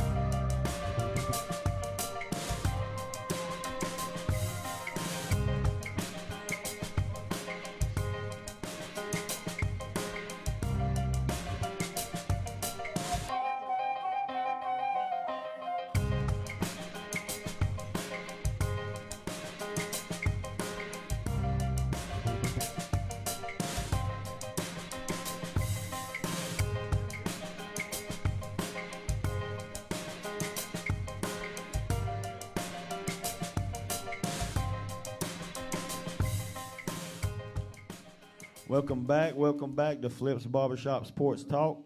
Hey, before we get started, we talked about some of them games. Before we go down the list, we started off with the Kansas City Chiefs and the Detroit Lions. And what we've heard, I said there was two things that everybody's been talking about this week, and it was, Kelsey couldn't play. He was out, and that is a big piece of it for the Kansas City Chiefs for sure. But it was all the missed catches that they had. I think it was in double digits. But some breaking news, you're going to hear it first right here from Flips Barbershop. Listen, ESPN calls us before they call anybody else. So I just want you to know that Kadarius Toney, he's been catching a lot of grief about not catching those passes. So I will let you know that he is expected to miss 6 to 9 weeks. He has a broken hand from a reliable source, and according to the head coach, Andy Reid, no bones are broken, but the hand just doesn't work. So we'll see how that turns out, but follow up on that. All right, then, let's go back down that list, because them good games, the games that everybody wants to talk about, you know, them certain couple teams, I ain't going to mention no names, but they all in the house this morning. This is one of the popular teams, but I don't know if anybody in the barbershop right now is. But we got Arizona Cardinals at the Washington Commanders. I think the Commanders are going to blow them out, because I will tell you the Cardinals I think they're going to finish last in the NFL. I think that they didn't do very much work over the offseason, and I'm not sure that they wanted to do much work in the offseason. So is their quarterback still out? Is Kyler Murray still out? Yeah, he's still out. Josh Dobbs is starting. Josh Dobbs is starting. Ex-Tennessee Volunteer. Yeah, I still think he's going to score more points than Dak, but I ain't going to say that too loud. But I think the Cardinals are going to go down, and because it's a Tar Heel quarterback up there in Washington, D.C., who's playing pretty good, I think that he's slinging the ball around. I think that they got a couple different options. Don't have any great superstars, but I will tell you that he's out there, they're out there, and they looked really good in the preseason. And, again, we like to highlight our local folks, and really we are especially proud to see that K.J. Henry, son of Keith Henry from Maiden, North Carolina. K.J. played at Clemson, got drafted by the Commanders, and made the final 53-man roster, and we wish him well as well. You can look him up, number 55, is that right? Yeah, 55. All right, so I'm pulling for the Commanders, and I think they're going to win that game easy. Yeah, I'm pulling for the Commanders, too. I'm picking the Commanders over that game. I think they'll take care of business. I think that's a 7-point spread there. So, yeah, they're expecting a blowout, but you never know in the NFL. So yeah, I think that's the second biggest blowout of the week. I think the first one, I don't mean to leapfrog you or jump you, but I think the biggest spread of the week is going to be Baltimore Ravens over Houston. I think that's going to be a double-digit spread of about 10, and Lamar Jackson got that contract. He's got OBJ to throw it to. He's got J.K. Dobbins to run it to. Their defense is always solid, and I think Houston, I think they're a lot like the Carolina Panthers. That rookie quarterback's going to be running for his life. Yeah, actually, that's the next game, Houston at Baltimore, and I think the same thing, and I'm sure that'll make my guy Biscuit Ramsell happy. He's a big Baltimore Ravens fan, so yeah, I think that's a blowout tomorrow. I think that game's a 10-point spread. It is a 10-point spread, and I think that they're going to do work, and they're going to do it work early, and they'll sew it up early. The Baltimore Ravens finally got through all that controversy. They went through it all year last year, negotiating contracts. It's amazing to me how distracting that gets to teams on that. So it's better to get those fixed in the offseason so you can focus on football, and I think the Ravens are going to be focused, and they got some weapons. I will tell you, they got a rookie out there, or a new guy. His name is Zay Flowers. And I'm telling you now, you'll see his name a lot. I think he's going to bring a lot of value to him. And OBJ, somebody's got to cover him. He's still getting up there, but I'll tell you, he still gets open. Yeah, the Ravens I think they have the most speed in the NFL. I mean, starting with Lamar. Oh, we have a comment from My Team Hope. Somebody said OBJ's out with a sprained ankle. He's out with a sprained ankle? He's out for a while. Oh, wow. Yeah, that's straight off the presses there. So is he out or is he hurt? Is he actually out? That might be fake news right there. He is out. I'm going to look it up. Who said that? My Team Hope. I think his name is Darryl Miller. My Team Hope. They said that's fake news. Let us know what's good. Okay. All right, I'm going to be looking that up while we're going through this right quick. I'll tell you what, this is the next game we're going to pass the mic around, and this is my sleeper team of the year. This is my sleeper team of the year, and Green Bay Packers at Chicago Bears. Green Bay Packers at Chicago Justin Fields Bears. is going to be the key factor there, and I will tell you that's an old rivalry right there in that division. They've been playing each other a long time, and I've heard a lot of trash talk from the Bears fans. They think this is their year, and then the Packers fans are still thinking they're going to be all right. We'll see how that goes, but yeah, pass it around, Dan. Who we got? The Bears. Where they playing that game at? It's at Chicago. At Chicago. At Chicago. The Bears Green Bay versus at Packers. Chicago, Sherrod. It's a close one, but I'm going to say Green Bay. He Sherrod going got Green Bay? Yeah, he got Green Bay. All right, we got some cheeseheads. All right. Green Bay at Chicago. Chicago. Chicago. Green Bay at Chicago. Bears up 2-1 right now. Green Bay at Chicago. Green Bay. Green Bay 2-2. We got Miss Millie right here. Green Bay at Chicago. Chicago. She said Chicago. Miss Millie's son. Chicago. Green Bay at Chicago, KK. Chicago. Shout out Luke Bowe. Yeah, that is right. Hey, Luke Bowe is a local kid too. Yeah, that's right. Yeah, Go ahead, he's a Luke. trainer on the Chicago Bears staff. So I'll tell you what about that, Dan. Though he was the trainer down at Tampa Bay, and I wish he was still there. But hey, I hope he got some warm clothes up there. I tell you what, he got some Brady stuff last year. Now he's going to the young boys, Justin Fields stuff. So, but yeah, he's a big Buffalo fan, but his second team now is Chicago Bears. Hey, talk about a fine young man and a great family and parents. He's a good one. Oh yeah, he's a good one. Bears. Bud Farley, your name was mentioned last week. Oh yeah, Willie Byrne mentioned your name about the basketball team. Said it was a great one, and Bud was part of it. There you go, Bud. Green Bay at Chicago. Chicago. Charles. Chicago. Hey, that spread's even, then, just so you know. That's an even spread. It's even right now. The Bears. The Bears. He said the Bears. Green Bay at Chicago. Okay, the Bears took it, Danny. Justin Fields can run around enough to get them there, I think. I think that when we talked about Lamar Jackson a while ago, his ability to break up plays and to run around and create havoc, I think Justin Fields has that same ability, and he's going to create problems for a lot of folks. And I will tell you, Green Bay's got a lot of unanswered questions, and a lot of it's in their wide receivers. It's curious to see how their quarterback plays. He's under the gun now. We'll see how that goes. A little quick note, Ryan Klein, if you're watching, Charles said Jordan Lovem is going to throw 3 interceptions tomorrow. That ain't going to make him happy, especially if Aaron Rodgers goes off Monday night. So, hey, I want to give some kudos to our fans out there commenting. OBJ is out, ankle injury. Thank you, Daryl Miller. Hey, wow. Ian Rappaport. That's right, bringing it live. We like that. All right, next game. Moving down, we'll comment. Oh, we got some Raider Nation in the house with Bud Farley. Raiders at Denver. Raiders at Denver. Hey, they're the dog in this one. They're down by 4 right now. They're getting 4 points, so it looks like Denver. What my worry about Denver is which Russell Wilson's going to show up. I mean, Russell Wilson last year looked as bad to me as I've ever seen him.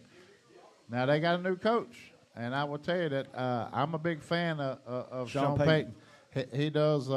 He's pretty intense. He does a lot of stuff to help his football team. And I feel like he's changed that whole playbook around.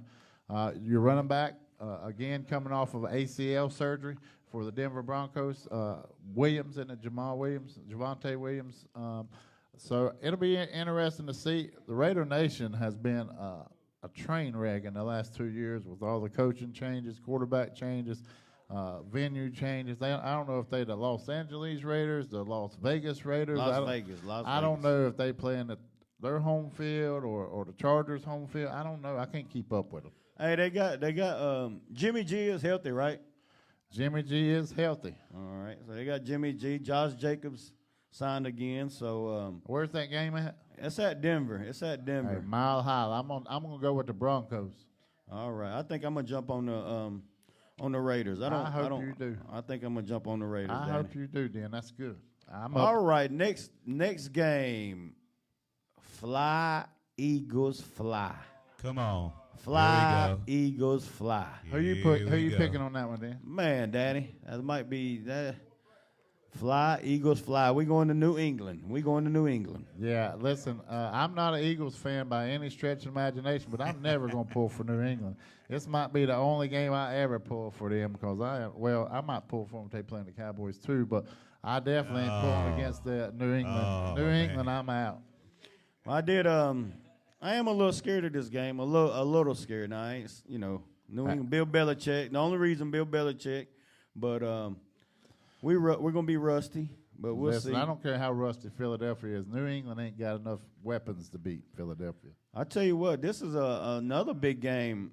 Miami Dolphins at the Los Angeles Chargers. So I will tell you, I think the Dolphins are kind of an enigma to the NFL, and they are better, and they were better last year than what people thought.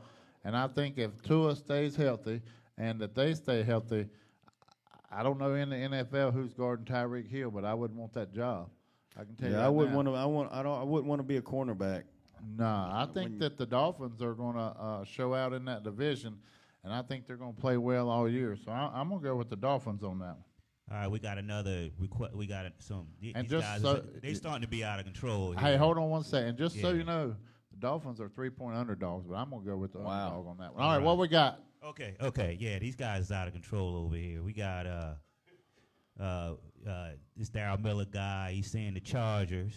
Okay. Yeah, they're projected to win. And then he got the Eagles in there, and then we have Justin Spencer. Oh, yeah, I know Justin. He's in my Pat's fantasy locked. football league. That's Pats are a lock, he said. Yeah, Pat's locked. See, that's why he can't never win anything in our fantasy Let me football get that league. He name. thinks What's all his cra- name? He's Justin talking so Spencer. crazy. Justin Listen, Spencer. Tell him to put his phone number out there. I I got want it, to give him a Dan. call after Sunday. Dan, I got it right now. And the bad thing is he's a twin. Now, listen, you don't want to play him on the golf course, but now if you want to make some football bets, that's your peaches right there. You can go get them. Wow, he said Pat's a lot. Yeah, he Flip. said Pat's That locked. guy That's said not Pat's all a he lot. said. That's not all he said. Pat's locked, and of the week, and he said, "Die Eagles, die." Oh, He must be a Cowboys fan. Yeah. He must be a Cowboys fan. He's definitely a Cowboys fan, and so at our NFL draft this year, I think it might have been his brother though, but one of them wore a shirt and it said, "Jerry makes me drink."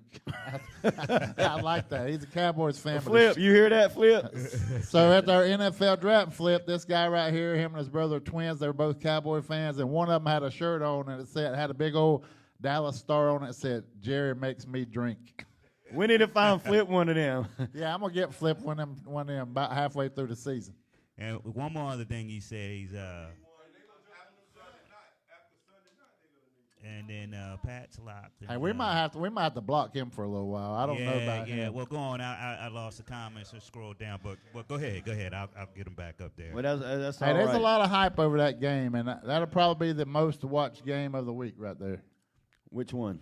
Well, it's going to be the Eagles game, and it's going to be the Giants game. Giants and Cowboys game will be huge. But the next game, before we would get to that game, L.A. Rams at Seattle Seahawks. L.A. is terrible, I think. I think they're not going to do anything.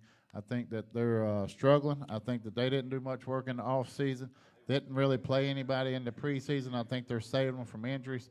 I think the quarterback back there is the real question for the Rams. Who? Stafford, Matt Stafford. Yeah, how's he going to Matthew perform? Stafford. Because between him and Wilson last year, Russell Wilson, I think they both just backed up a whole lot. But I think Big Gino and Seattle's got some stuff going on. I think DK Metcalf's going to come back with a little vengeance. And I think they got some other players. They got a solid backfield. They got Kenny Walker the third. They got Charbonnet. They drafted him. And I will tell you, I think that Seattle Seahawk coaching group, they're pretty good at it. Yeah, I like it. I like Seattle in that game. I like Pete Carroll. Yep. I like him a lot. But DK Metcalf, and all them guys are tough. But Danny, we're gonna take a small break and come back with the final two games. And they're pretty big games. So catch us on the flip side. Cowboys up next. Come and see us.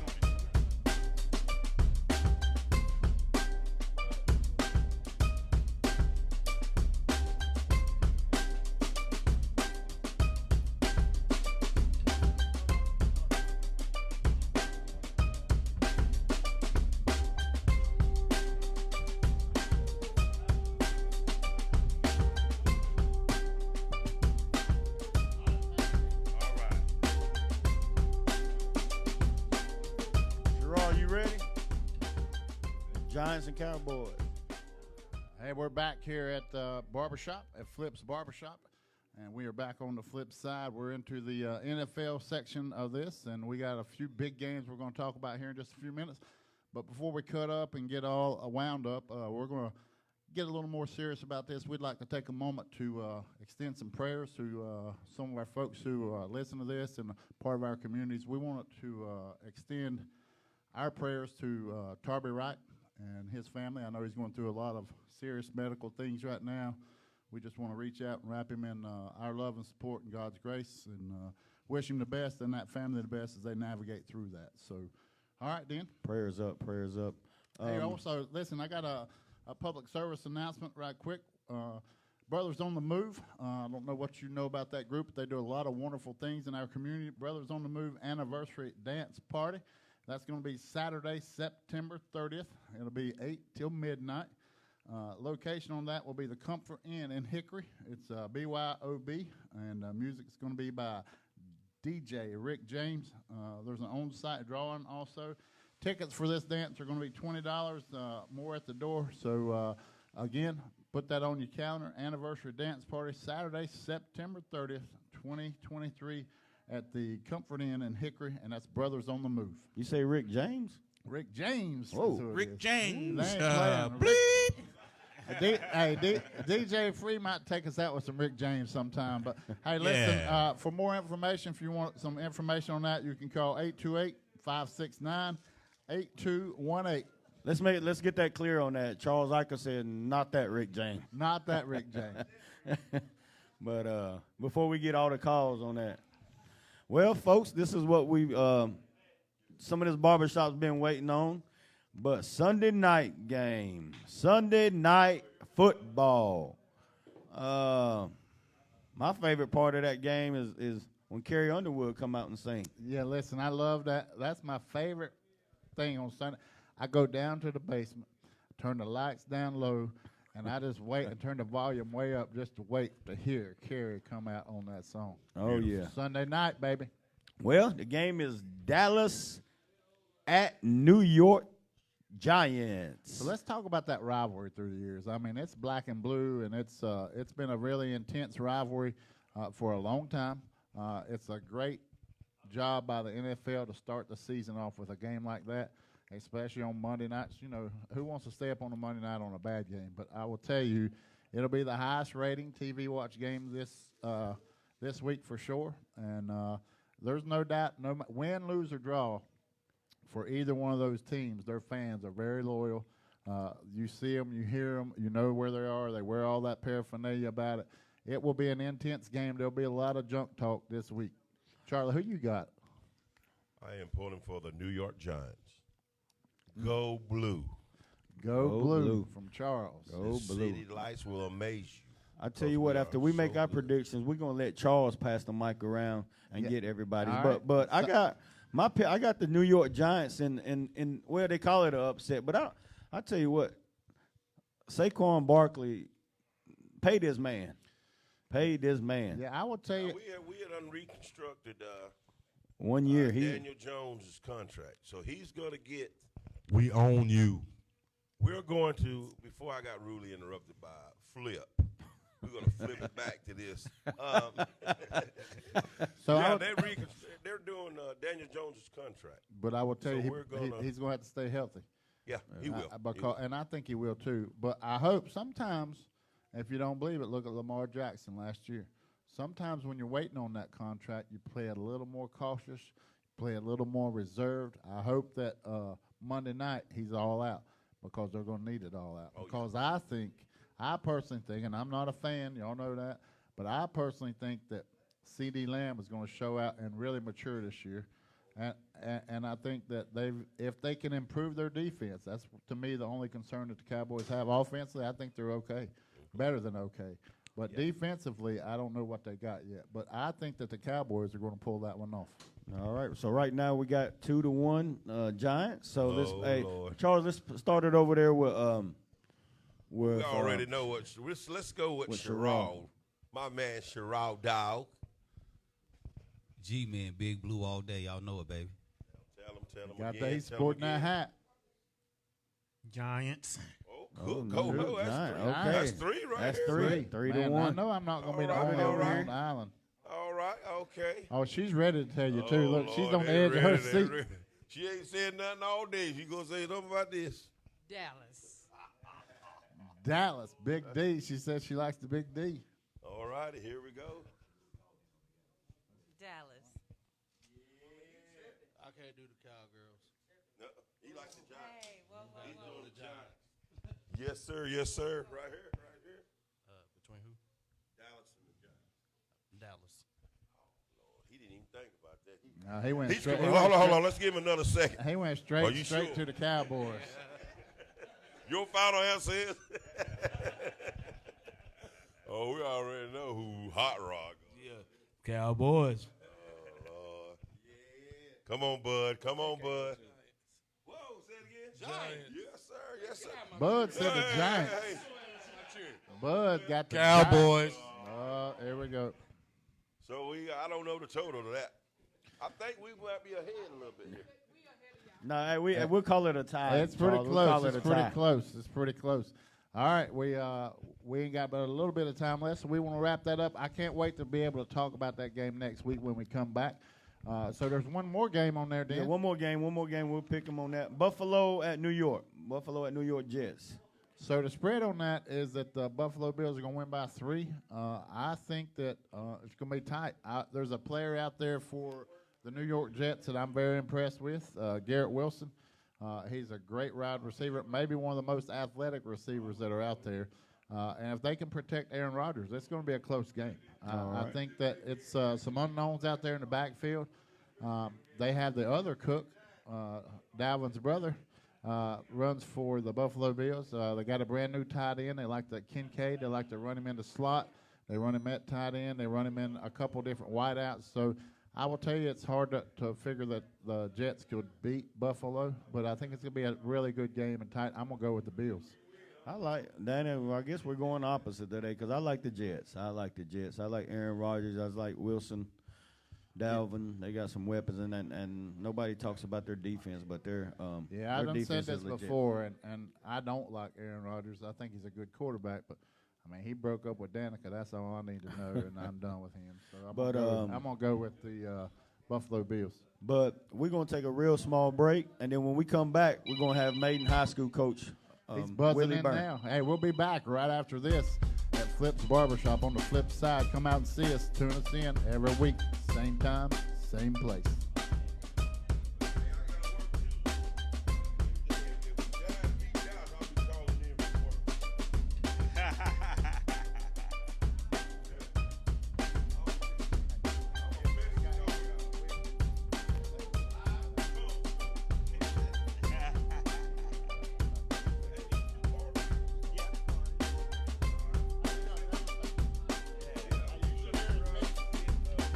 What's that? Oh, the biggest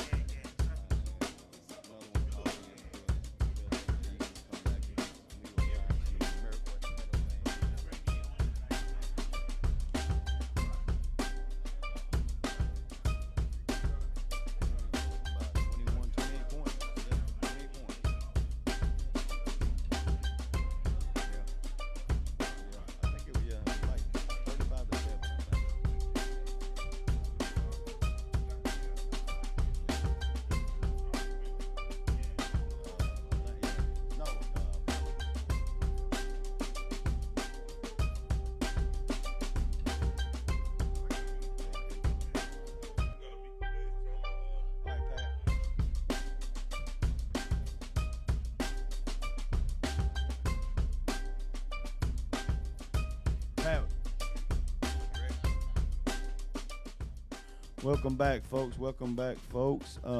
We got all our NFL predictions in, and now we got from last night's high school football game. We got Coach Willie Byrne called in, and thank you, Coach Byrne, for calling in and getting on the show. Big win last night. Big win last night. I think it was 50-19, and tell us a little bit about last night's game and the outcome. Well, I mean, I guess everybody around the area knows we moved the game up to 6 o'clock because we thought weather was going to come in. So it kind of condensed everything. We had to move everything up. Had to get out of school early to go eat. Kids were excited about that, but I mean, I was kind of worried that it would, kind of mess with our routine. But we stayed on schedule, just moved everything up an hour and a half, and kids played well, played really well. Still made some mistakes. I mean, offensively, I thought we threw the ball. Obviously, the best we've ever thrown it. Josh Stover threw for 6 touchdown passes for like 275 yards. I think we had about 150 rushing as a team. And anytime you score 50 points, obviously, you had a pretty good night. We forced, special teams turnover, 2 or 3 defensive turnovers, and just overall, good team win. Yeah, obviously, I was at the ball game. I thought your defense played well and caused some turnovers. And give us some names on the defensive side that also played well. Davin Williams had 10-plus tackles. Michael Lee came back, and he played he played more than really thought he would play. Not that didn't think he could play, that long in terms of, hadn't played, and he's obviously been practicing and all that. But defensively, I thought he played extremely well at corner, especially with Keldon Smyer, who's been starting. He was out last night, and Michael stepped up and he played. I mean, probably the best game. Well, for a first varsity game, best game in his career. If he keeps playing like that, we're gonna be fine in the secondary. So he really stood out over anybody defensively. Yeah, I thought he played well. I mean, I'm biased, obviously, but I was more nervous than anything, coming back from the ACL meniscus, but and coming back early. But I think I was more nervous than he was because he sent me a text. I was at work and he said, "Pops, I got you." He said, "Trust me." So I kept telling him to make sure he wore his brace and everything else. But I thought he played well defensively, made some nice tackles, but I think Davin played great at linebacker, and you're young, so I think the defense stepped up really well. Yeah, defense is getting better. I mean, we obviously we're still making mistakes on both sides of the ball at times, but they're fixing the things, and they're getting a little bit better each week, especially in the secondary. And not just Michael, but Will Stover and Ethan Whitaker and Hampton Reed and Josh Stover. Talking about secondary guys, because that's really, I mean, our weakness right now. If people been able to throw it on us a little bit, we're giving up the deep ball too much. And Michael came in and made some big time. To be honest, I thought they were going to, try to throw it, just try to run by him, especially, with the, coming off injury. But he showed that he's worked his tail off. His story in itself is an incredible story. To be able to be told you're not going to play and, you're out for the whole year, and his determination and grit and work ethic to be back and play is,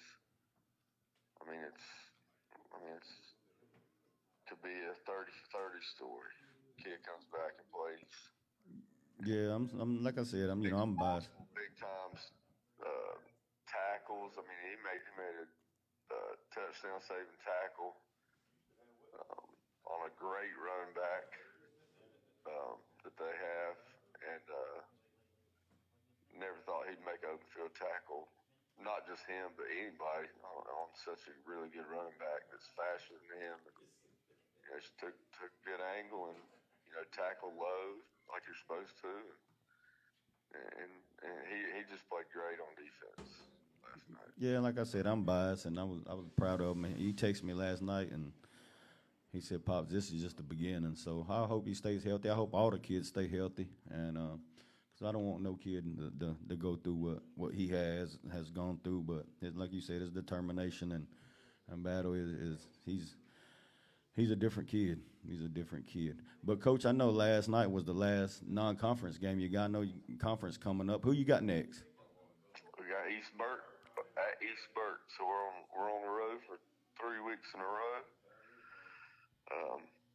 But it's always 1 week at a time. Always talk about tunnel vision, and East Burt's next. They're very physical, big, run right at you type team. So